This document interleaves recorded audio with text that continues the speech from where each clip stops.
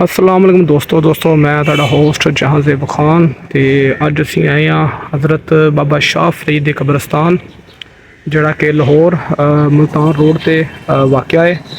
ते अज असीं इंशाअल्लाह पाकिस्तान फिल्म इंडस्ट्री ते स्टेट इंडस्ट्री दे बादशाह जनाब बब्बू बराल साहब की कब्र ते आए हैं।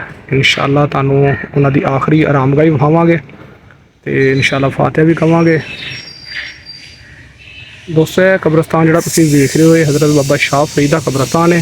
अगर तुम इतने आना चाहो तो स्कीम और तो कितने को पुछ सकते हो कि हज़रत बाबा शाह फरीद का कब्रस्तान कितने वाक़ है तो तुहानूं इंशाअल्लाह दस देंगे। अगर गोरकन पूछणगे तो भी तुहानूं दस देंगे। तो हुण चलने जनाब बब्बू बराल साहब की कब्र ते असीं पहुँच चुके हैं पाकिस्तान फिल्म इंडस्ट्री के स्टेज लीजेंड अदाकार जनाब बब्बू बराल साहब की कब्र ते सामने तुसीं बब्बू बराल साहब की तख्ती वेख सकते हो जिथे लिखा है जी बब्बू बराल वल्द अल्लाह रखा तरीक पैदाइश 1 जनवरी 1960 तो तरीक वफात 14 अप्रैल 2011 है जी। आखिरी आरामगाह बब्बू बराल साहब की शाह फरीद कब्रस्तान असूदा खाक ने।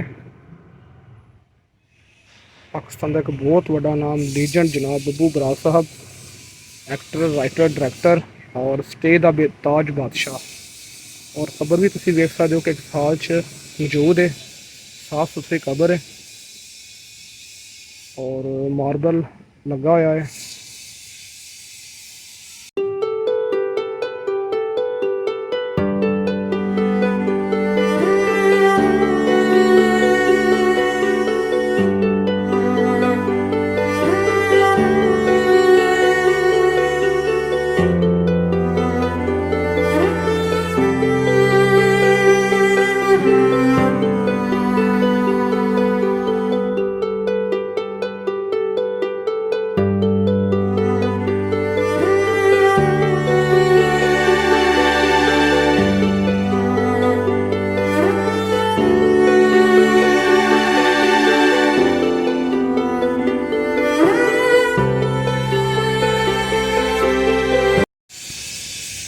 दोस्तों बब्बू बराल साहब ने बेतहाशा पैसा शोहरत दौलत कमाई, लेकिन बदकिस्मती दे नाल जिहड़ा उन्हां दा आखिरी टाइम सी वो बड़ी तकलीफ नाल इन्हां दा गुजरिया, क्योंकि जिन्नी भी इन्हां दी जमा पूंजी सी वो इन्हां दी बीमारी ते लग चुकी सी।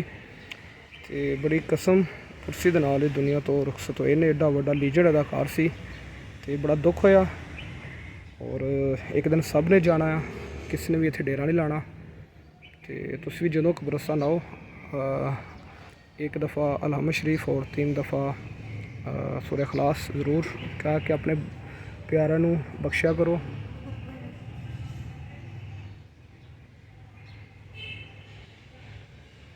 और बब्बू बराल साहब का जो जनाजा सी बड़े बड़े लीजेंड फनकार इत्थे आए सन, जिन्हां चों सेल अहमद साहब, मानक चंद साहब, सरदार कमाल साहब और इन्हां दे जनाजे शरीफ होए सन। और इसे कब्रस्तान में ही दोस्तों तारक टैडी साहब, बदर मियाँ दाद खान साहब और हबीब जाला साहब भी मदफून ने। तो दोस्तों तुसी भी आओ तो अपने लीजेंड अदाकार की आखिरी रामगाह ते फातिहा खानी करो। शाह फरीदा एक कब्रस्तान है जिथे जनाब बब्बू बराल साहब असोदा खाक ने। तो इंस्टा स्टोरी दे नाल अपने दोस्त ते होस्ट जहांज़ेब नूं इजाज़त दिओ। तो अगर तुसी साडे चैनल ते नवे हो तो मज़ीद अच्छी खबरां अगर तुसी वीडियो वेखना चाहते हो तो इंस्टा स्टोरी नूं ज़रूर सबसक्राइब करो। बहुत शुक्रिया। अल्लाह हाफिज़। पाकिस्तान जिंदाबाद।